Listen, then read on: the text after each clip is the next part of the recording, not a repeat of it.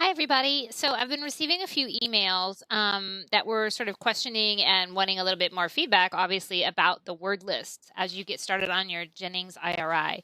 So two things. Number one, I want you to remember that you actually started the IRI when you started with the Garfield Motivation Survey. An IRI is not just one package of an assessment, but instead is a portfolio.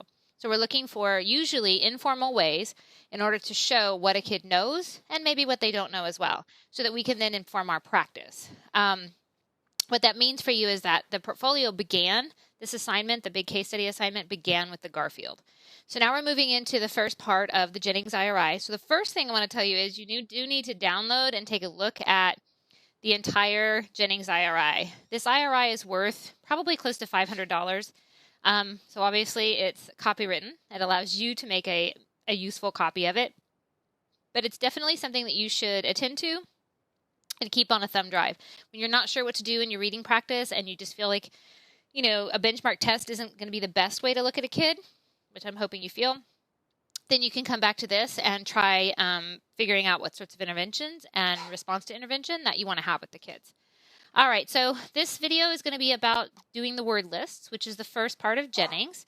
So I'm now going to move over and share with you some content on mine, which is going to look just like your Jennings IRI.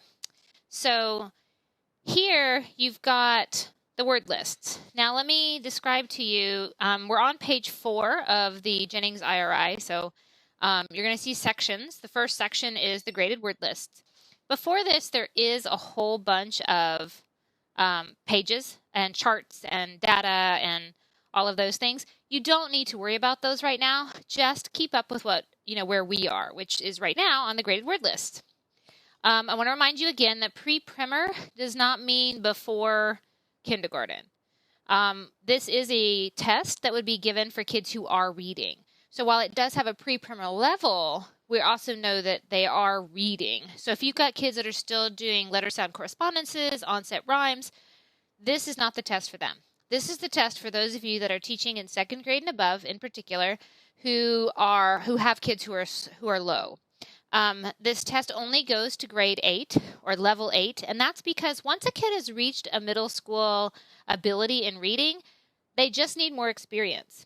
They just need text that's matched to them, but texts that are real world. They need more experience with it, but they're on par. You don't need to be doing all the interventions that sometimes are put into an English classroom for a level 8 reader, okay?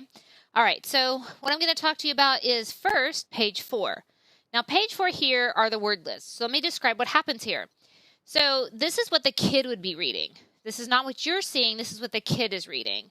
I actually am going to put up some online if you do decide to keep the Jennings IRI. I've taken these word lists and I've made them get bigger for the lower grades. So the words are bigger text-wise. They're larger text. And then they get smaller by the time you're into that level 8. So the pre-primer list here, on some of them I've made where play and with and they would be nice big text pieces. Whereas the later ones, level 8, stays pretty small. But they grow, and I'll make sure you get those. But this is what the kid would be reading. In order to start the word lists, what we want to do is take the grade level that the kid is in, say 3rd grade, and we're going to start 2 levels below. We start 2 levels below because we want the kid to be successful. Anytime you're giving an assessment, if a kid finds it, and probably this is true of you too, if you find it too difficult, you already start to feel like your efficacy drops, your motivation drops. We want the kids to know that they are successful. So if you have a knowing of the kid that you would be giving this assessment to, any assessment, always start a little easier so that they have success. You'll get a much better read on what they do know. It's one of the issues with a high-stakes test like STAR. They don't really get feedback until the end of the year. Teachers don't know until the end of the year because you don't take them until the end of the year. So it's not very helpful to your reading instruction to know if it's not a good read. Okay, so you would start 2 grade levels below wherever the kid is. It could be more than that, but you also don't want them to have to do 8 of these, or actually there'd be 10 of these. What you want to do is just find out where are they independent, where are they instructional, and where are they frustrational. You're looking for where are they independent, where are they instructional, and where are they frustrational. Once they've hit frustration, you stop. So in order to do that, there's approximately 20 words on each of these lists. With that, once a kid misses 4 or 5 words, they're probably at frustrational. So at that point, you can stop them. When I do stop a kid as they're reading, what I like to do is to say, hey, I want to talk about this word that you just got. Wow, you just got the word children. What a great job on that. That's cool. Let's go on to the next part. We want the kids to feel like they were successful. So even though they know that they didn't make it through the list, that you're picking up on something good that they did do and giving them credit for that. That's the best way to kind of move forward, is to say, hey, look at this. Just so you know, wow, there's a lot of kids who miss this word, brother. That's a big word. It's got a TH in it and an ER, brother. You did a really nice job. So give them something that makes them feel proud of what they have done. Okay? So this is what the kid would be reading. Now we're going to go and take a look at what you, as the teacher, are going to be doing. So as the kid reads the list, you have the list available on the teacher record sheets. Word list teacher record sheets. Under here it tells you what level, pre-primer level. Okay, so this pre-primer level here would go and have the same words on it as pre-primer up here. So play with and they should be the first words that we see on the word list record sheet. Play with and they. Okay, so these are the target words. They're called the target words. The kid is going to read the entire list all the way down to the. They're going to read all the way. She, yes, it, good, a, pet, b, dog. They're going to read the whole list. Because when you look at their page, they don't have any of the record keeping. They're just reading the whole list. Okay? So when they read that whole list, they go all the way down. Okay? Don't worry about this right now. They are oral reading the entire list all the way down. As the kid reads it, they can have 2 different ways that they answer correctly, all right? So when a kid is reading it, they can read it in good time, meaning that they read it, but they didn't work on the word. They didn't sound it out. They didn't pause for a long time. They just said the word, which means that it was read in good time. It does not mean that you are timing children. Timing children, especially on reading assessments, leads to frustration for a lot of kids. It's not accurate. So we want to make sure that even if we are going to time some on fluency, this is not where we're doing it. We are looking for, do the kids know how words work? Okay, that's what this is about. So if the kid reads it without working on it, the kid gets a check. A kid gets the check over here in timed presentation. So I would put a little check here. All right. I think it's going to let me write on it, though. It's not liking it. Okay, so you would put it here. If a kid works on the word but still gets it right, so let's say they sound out play, so they go play, play. Now they worked on it, which means we got to go over here. It's untimed, meaning they didn't read it in good time, but if they read it correctly, they still get credit. It does not hurt the kid. All we're looking for is, can they figure out the word? So in that case, we would get a check over here. Yes, they got the word right. And we would write an S and an O for telling me that the kid sounded out the word. Okay, if the kid says some weird word, we're going to do that as well. We would write it down. For now, you're looking for checks, meaning they got the word correct. A check in the untimed, meaning that they worked on the word, but they still got the word correct. All right. In the timed presentation, if they read the word relatively quickly, but got it wrong, they receive an X. That might sound like play, we, they. So the kid just said we right here. Instead of with, the kid said we, but didn't pause at all. So because the kid didn't pause, he still read it in good time, but he got it wrong. So we would place an X in timed presentation that denotes that he got it wrong, and then we would write what it is that he said, which was we. So we would write the word we here. If the kid works on the word and still gets it wrong, which might sound like weeth, we have sounding out. I might write an SO over here. And I'm putting it in untimed because he's working on the word. He's trying to figure something out. Now, when he tries to figure it out, he says weeth. So then the next thing I might do is write weeth, however you want to phonetically spell weeth, and then put the X. So the kid gets it wrong, but he worked on it. We're interested in what can we figure out about these kids. Okay, so checks if they're correct in timed presentation and they read the word without working on it very much. So if they pause a minute and then say the word, it goes here. If they pause a little too long, or you can tell that in their head they're working on it, then it's going to go in untimed. If you help a kid on a word, they can't get it. And some of these words get pretty difficult. We're going to look at a couple. So as the kid gets up into the higher levels, what you end up having is words that are actually pretty difficult. So if we take a look at, I went a little too far, but if we take a look at the later ones, so for example, here is level 8. Okay, same thing, teacher record sheet, level 8. They all look exactly alike. And you're still having the kid read all the way from the beginning, this word excelled, all the way to the end, ambassadors. All right?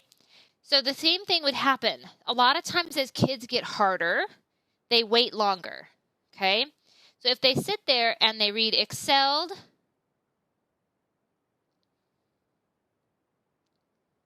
and they sit for a long time like that uncomfortable, weird time, that just starts to feel like maybe it's too long, you're moving over to untimed with something like that.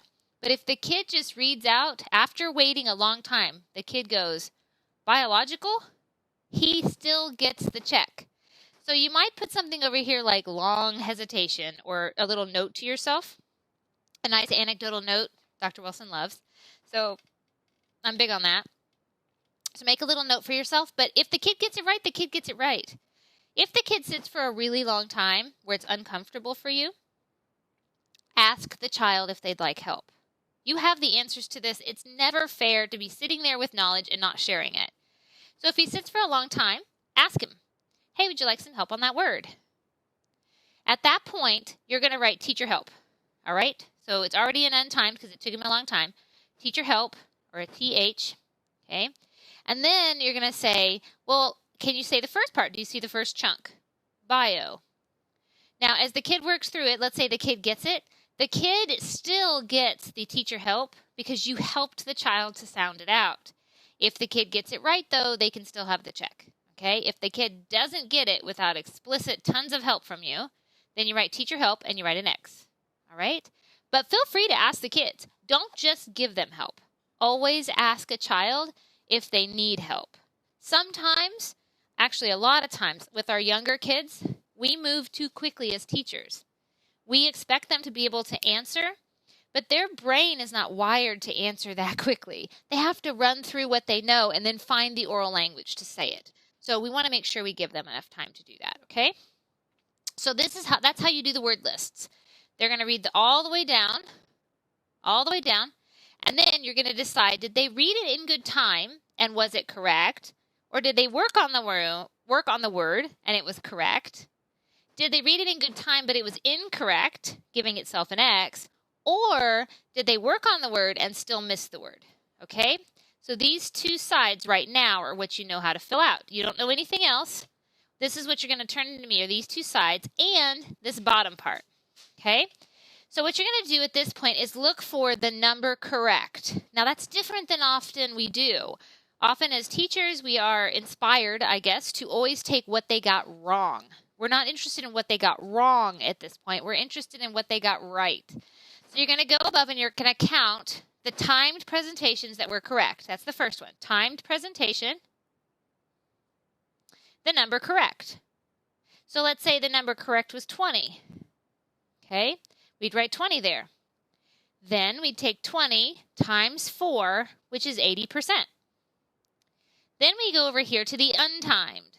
Now I got to count up all the untimed that the kid got right. So I go to the beginning, I see how many checks I had all the way down the untimed presentation. We'll say I had 4. Okay, 4 that were correct. So I'd put the number 4 here. I'd say 4 times 4 is 16. So now I would write 16% here. So we had 80% plus 16%, which is a total of 96%. I wish I could write on here and have you guys see it. But it's a total of 90%. So at 90%, actually at 96%. So 16 and 20. There you go. At 96%, you have a kid who's independent. Okay? Now, you're going to be given data in this particular one. So you're not giving it to your kids. I've shown you how you would go about giving it to your kids. But in this case, you're going to be looking at data. Okay, so disaggregating data as a reading scientist. So what you're going to see is all these checks and X's and real teacher notes on the side, and it's sort of messy, and they're going through it. You're going to have to fill out this bottom part.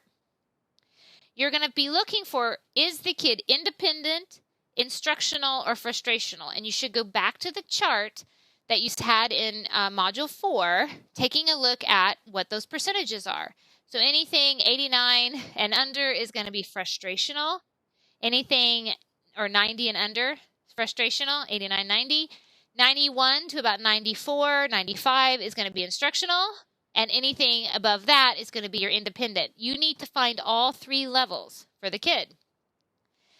Independent, instructional, and frustrational. And you can just write that anywhere on here that you want to. It's fine for you to do that as data, okay, as your data. The second thing that you're going to be asked to do is to fill out the small paragraph delineating what you're going to do with the kid. So once you find out where the kid is instructional and frustrational, you know what you need to do. As a teacher, you want to work most of the time inside of instructional. That's why it's called instructional, meaning that's where the kid just needs you a little bit, not too much. They can still do the task, but that you're meeting them exactly where they are, right? So the instructional. So you're going to take a look at where the kid is instructionally and say, hey, okay, this is what the kid needs. Now, when the kid is reading this list of words, I'm going to go back a little bit because it's easier to see.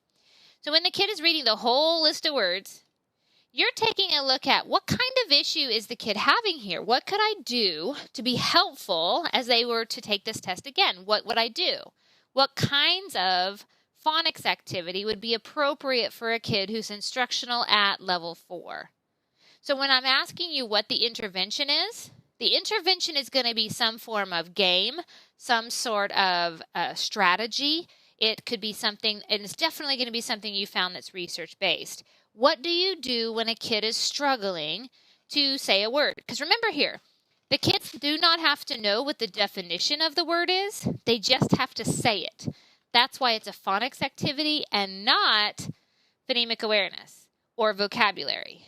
Okay? This isn't vocabulary. We have no idea if when a kid reads the word icicles that they know what it means, or performance that they know what it means, or spectacular, or nightfall, or belongings, or continuous.